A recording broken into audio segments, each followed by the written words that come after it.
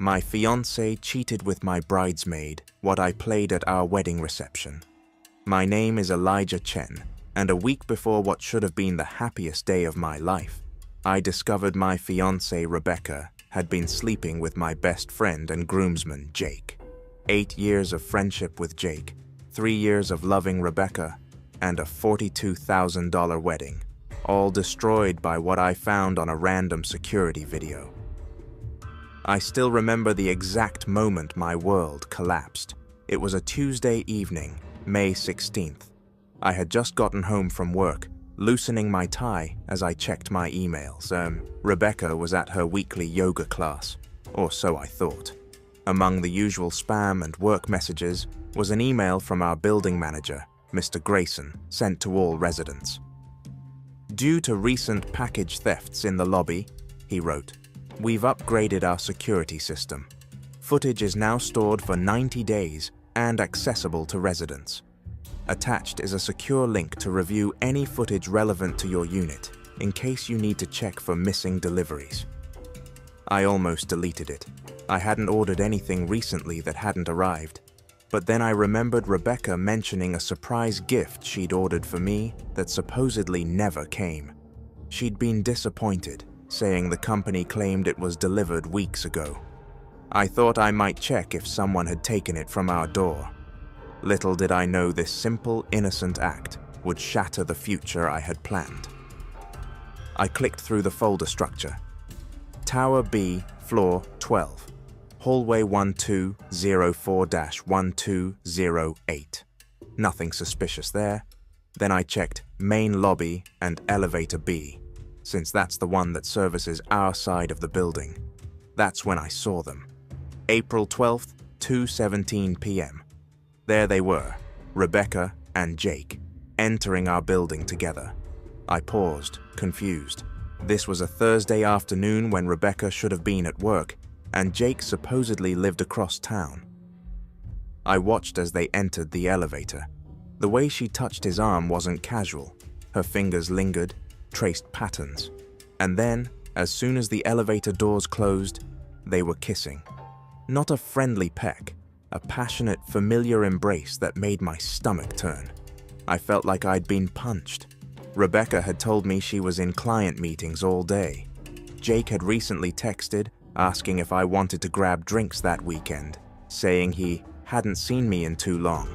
Yet here they were, entering my building, our building, when they thought I wouldn't be home. I frantically clicked on more dates, going back further. March 28th, April 5th, April 19th, May 3rd, May 10th, just 6 days ago. Always on Thursdays when I had my standing client meeting across town. Always the same pattern, entering together around 2 p.m., leaving hours later looking disheveled but satisfied.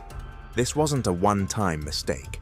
The timestamps showed a calculated affair spanning at least 7 months. 7 months, while Rebecca and I were tasting wedding cakes, while Jake helped me choose her engagement ring, claiming, "No one knows what women want better than me," while we all had dinner together twice a month, laughing and planning our futures. I downloaded every video, saving them to my personal cloud storage. My hands shook so badly, I had to try 3 times to enter my password correctly. When I heard Rebecca's key in the door around 8 p.m., I had already locked myself in our guest room. I couldn't face her, not yet. "Eli, I brought home that Thai food you like," she called out. Her voice, the same voice that had told me, "I love you," that morning before kissing me goodbye. How many times had she kissed Jake goodbye on those Thursdays before coming home to me?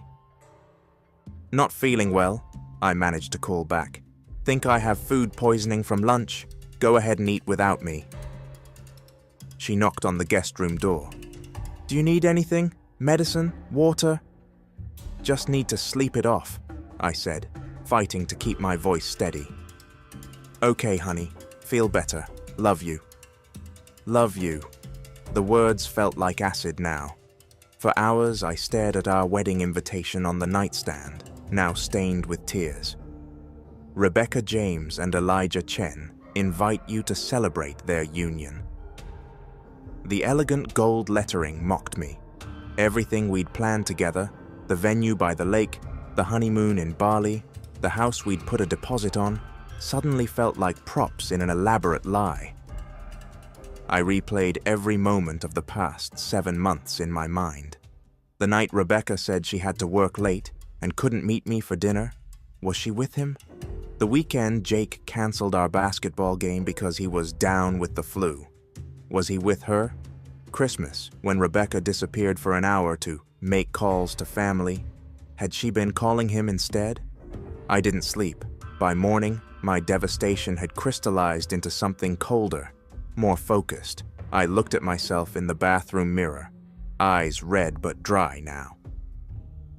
That's when I made my decision. The wedding wouldn't be canceled. It would proceed exactly as planned. Only the reception would include an unscheduled surprise. "Are you sure you're feeling better?" Rebecca asked that morning, looking concerned as I emerged from the guest room.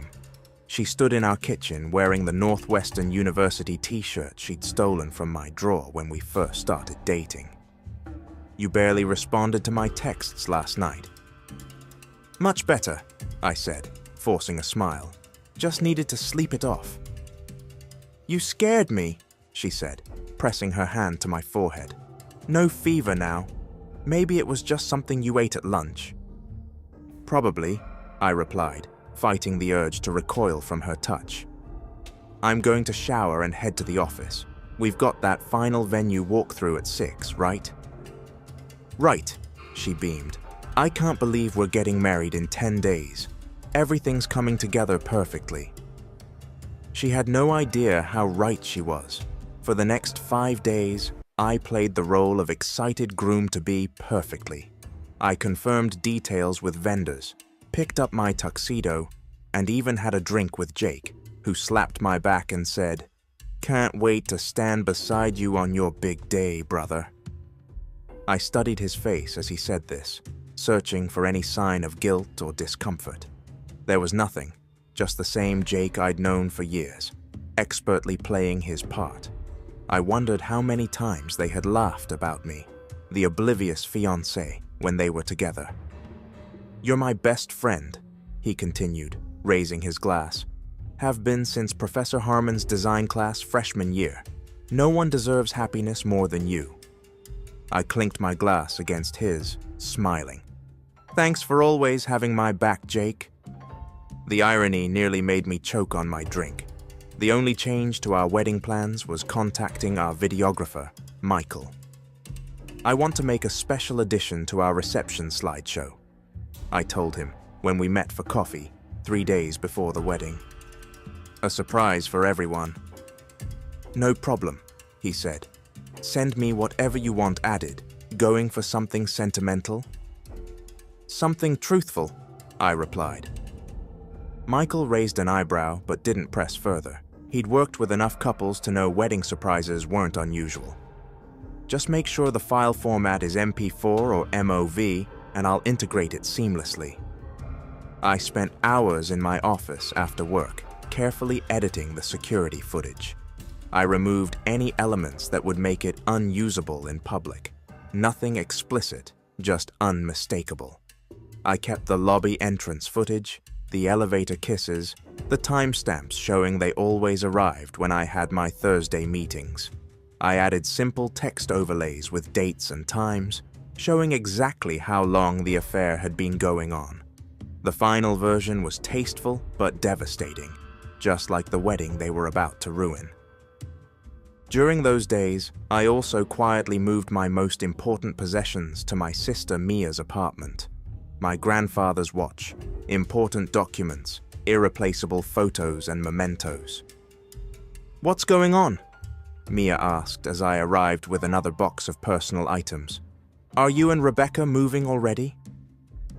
When I finally told her everything, showing her the footage on my laptop, she sat in stunned silence before wrapping me in a fierce hug. "Oh my God, Eli, I'm so sorry. That bastard. Both of them. Cancel the wedding right now. We'll deal with the fallout." "That's not the plan," I said. "What do you mean?" You can't seriously be considering going through with it. I am, just not the way they expect. I explained my intentions, and Mia's eyes widened. That's extreme. But after what they did, are you sure this is what you want?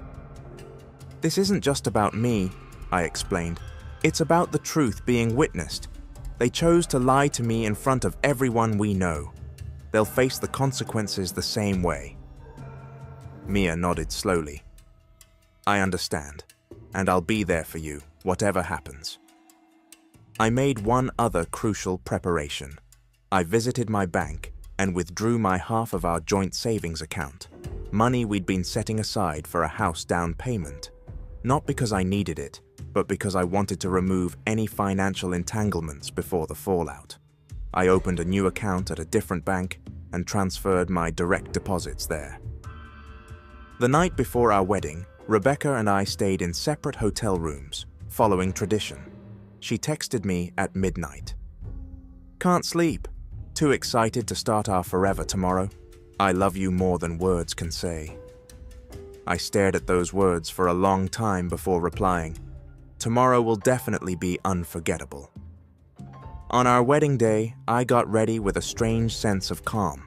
My groomsmen, including Jake, gathered in the hotel suite with champagne and jokes about married life. My father straightened my tie, his eyes proud. Your mother would have loved Rebecca, he said softly. My mother had passed away 5 years earlier from breast cancer. The thought of how this would hurt him made me falter momentarily. Jake handed me a gift, a vintage watch with an inscription on the back. To my best friend on his wedding day, time has given us friendship. May it give you and Rebecca endless happiness. I thanked him sincerely, strapping it to my wrist while maintaining eye contact. The weight of it felt like a shackle. You okay? Jake asked. You seem a little off. Just nervous, I replied. Big day. Don't worry, he squeezed my shoulder. I've got you. That's what best men are for. The ceremony at Lakeside Gardens was beautiful, offensively so. 200 guests watched as Rebecca walked down the aisle on her father's arm to Pachelbel's cannon, looking stunning in her custom gown. I had always imagined this moment would overwhelm me with joy. Instead, I felt nothing but a cold, clear purpose. Jake stood beside me, occasionally squeezing my shoulder supportively. Rebecca's maid of honor, originally supposed to be her sister until she'd insisted on Jake's sister Amy instead, beamed at us from across the altar. Now I understood why Amy had replaced Sarah as maid of honor. It kept things in the family, so to speak. I said my vows clearly, looking directly into Rebecca's eyes. I promise to be faithful and honest, she said, her voice trembling with what guests surely interpreted as emotion. I repeated the same words, even as my heart hardened with each syllable. When the officiant said, "You may now kiss the bride," I gave Rebecca a chaste peck instead of the passionate kiss we'd rehearsed. A flicker of confusion crossed her face, but she smiled for the cameras nonetheless. At the reception, everything was elegant perfection. Crystal glasses sparkled under chandeliers at the Grand Windsor Hotel ballroom. Floral arrangements filled the room with the scent of lilies and roses. We had our first dance to "Can't Help Falling in Love," and Rebecca whispered, "I love you so much," in my ear as we swayed. I wondered if she'd whispered the same words to Jake in our bed. Jake gave his best man speech, raising a glass to "my oldest friend and his beautiful bride. May your life together be as perfect as you both deserve." He wiped away what looked like a genuine tear. The performance was Oscar-worthy. Then came time for the slideshow, a celebration of Elijah and Rebecca's journey together, as announced in our program. Before we continue with dinner, the DJ announced, the groom has prepared a special presentation celebrating their relationship. I squeezed Rebecca's hand as the lights dimmed. She looked at me with such genuine seeming love that for a split second, I almost faltered. Then I remembered the elevator footage, her laughter as she pulled Jake inside our apartment, our home. The first few minutes of the slideshow showed exactly what everyone expected. Photos of our first date at Navy Pier, vacations to Colorado and New York, the proposal at the Botanical Gardens. Rebecca rested her head on my shoulder, completely unaware of what was coming. Then the screen changed. "But there's another journey that's been happening," appeared in elegant text that matched our wedding invitations. The security footage began to play. I felt Rebecca stiffen beside me. A collective gasp swept through the room. Jake, seated at the head table just a few feet away, knocked over his champagne glass. The footage played for exactly 47 seconds, long enough that there could be no misunderstanding, no explanation, no excuse. When the lights came back up, I stood and addressed our stunned guests. "I apologize for the uncomfortable surprise. As you can see, my fiancé and my best man have been having an affair for the past 7 months. I discovered this exactly 1 week ago." My voice remained steady despite the adrenaline coursing through me. "I've paid for this reception in full, and the bar will remain open. Please enjoy the excellent food and dancing. Consider it a celebration of truth rather than marriage. I won't be staying." Rebecca grabbed my arm, tears streaming down her face, mascara creating dark rivers on her perfectly contoured cheeks. "Elijah, please, I can explain." The timestamps explained everything, I said quietly, removing her hand. I turned to Jake, who sat frozen in his seat, face drained of color. "The apartment is yours now. I moved my things out yesterday." I removed the watch he'd given me and placed it on the table. "I won't be needing this. The inscription doesn't quite fit anymore." The silence in the ballroom was absolute. 200 people, completely speechless. Then Rebecca's sister Sarah stood up, walked to the head table, and threw her glass of red wine directly in Jake's face. "I always thought you were a snake," she spat. That broke the spell. The room erupted in voices, shocked, angry, confused. Rebecca collapsed into her chair, sobbing uncontrollably. Jake tried to approach me, but my cousin David stepped between us. "Not a good idea, man," he warned. I walked out of the reception hall with my head high. Rebecca's father, who had always treated me like a son, made eye contact with me as I left. He gave me a small nod of understanding that contained more genuine emotion than anything in the ceremony. I later learned he had refused to comfort Rebecca, telling her, "You made your choice. Now live with it." Outside, Mia was waiting with her car, just as planned. "You okay?" she asked, hugging me tightly as soon as I approached. "I will be," I said, surprised to find I actually meant it. "Eventually." We drove straight to the airport. I had a one-way ticket to San Diego, where my college roommate Chris had offered me his guest house and connections to the architectural firm where he worked. A clean break, a fresh start. As we pulled away from the hotel, I finally allowed myself a moment of genuine grief, not just for Rebecca's betrayal or Jake's treachery, but for the future I had truly believed in. The children we'd planned to have, the home we'd designed together, the lifetime of memories we would never make. "You did the right thing," Mia said, sensing my thoughts. "They didn't deserve a private confrontation after such a public deception." "I know," I replied, "but being right doesn't make it hurt less." Later, I learned what happened after I left. Both families had stayed at the reception, not to celebrate, but to confront Rebecca and Jake. Rebecca's father had publicly demanded she return every gift and reimburse me for the entire wedding. Jake had been physically removed by his own brothers when he tried to explain. Amy had resigned as maid of honor right there at the head table, throwing her bouquet at Rebecca's feet.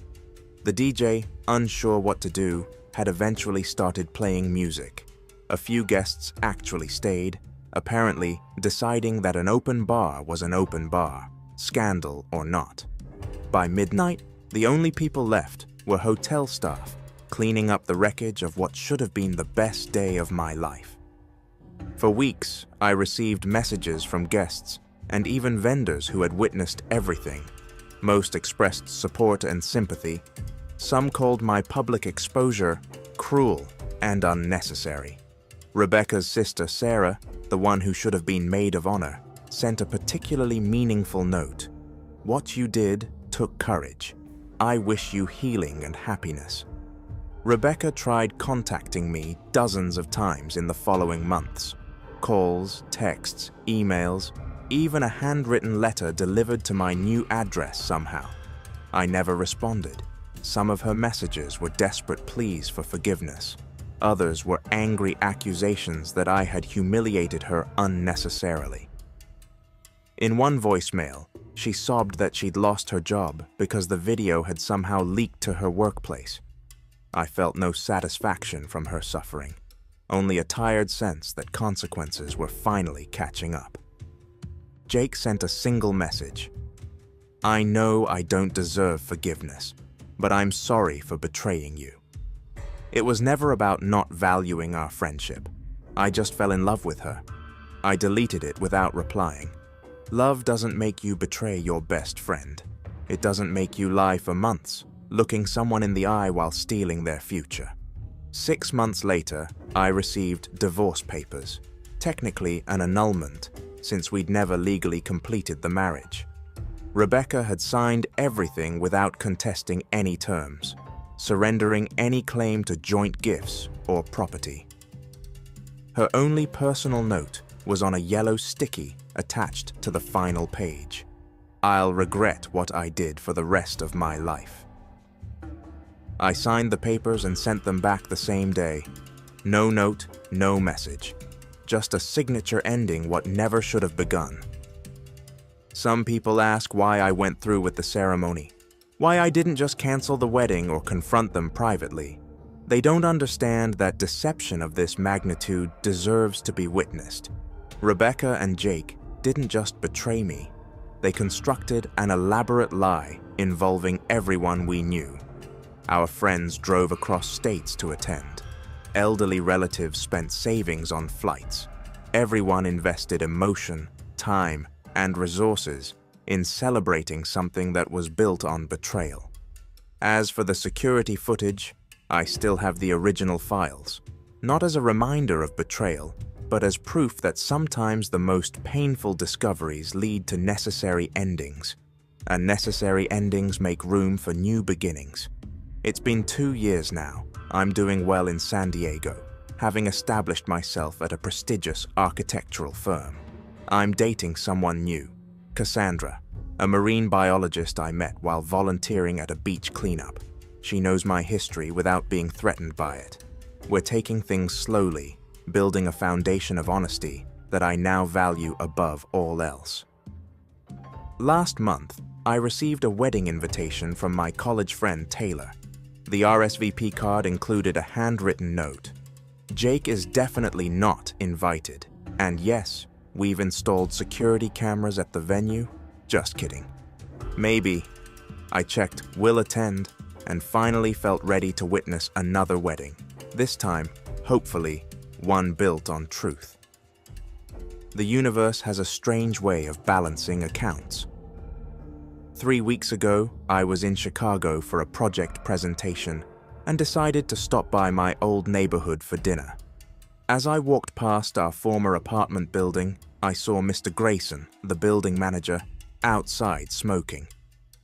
"Mr. Chen," he called out, genuinely pleased to see me. "How have you been?" We chatted briefly, and just as I was about to leave, he said, "You know, I never told you this, but I wasn't surprised by what happened with your fiancé and that friend of yours." "What do you mean?" "Well," he lowered his voice, "I'd seen them coming and going for months. Thought about saying something, but it wasn't my place, you know. When I sent that email about the security system upgrade, I specifically mentioned the 90-day footage access, hoping you might, well, discover the truth yourself. I stared at him, processing this revelation. You sent that email to everyone in the building. Sure did, he nodded, but I knew your work schedule, knew you'd be likely to check those Thursday afternoons when you were supposed to be at meetings. Building managers notice patterns, Mr. Chen. It's part of the job. As I walked away, I felt an unexpected sense of closure. Even in my darkest moment, someone had been looking out for me. A virtual stranger who believed I deserved to know the truth. Sometimes betrayal teaches us who our real friends are, and sometimes they aren't who we expected at all. I don't regret my decision that day. Public betrayal deserved a public response, but I've also learned that living well isn't about revenge. It's about rebuilding something stronger from the wreckage of what was destroyed. Rebecca and Jake? I heard they tried dating officially after the wedding disaster, but broke up within months. Apparently, relationships built on lies don't suddenly develop honesty when exposed to daylight. As for me, I'm designing my first solo residential project. A cliffside home with walls of glass facing the ocean. Everything open, everything transparent. No secrets, no shadows, nowhere to hide. Just like I now live my life.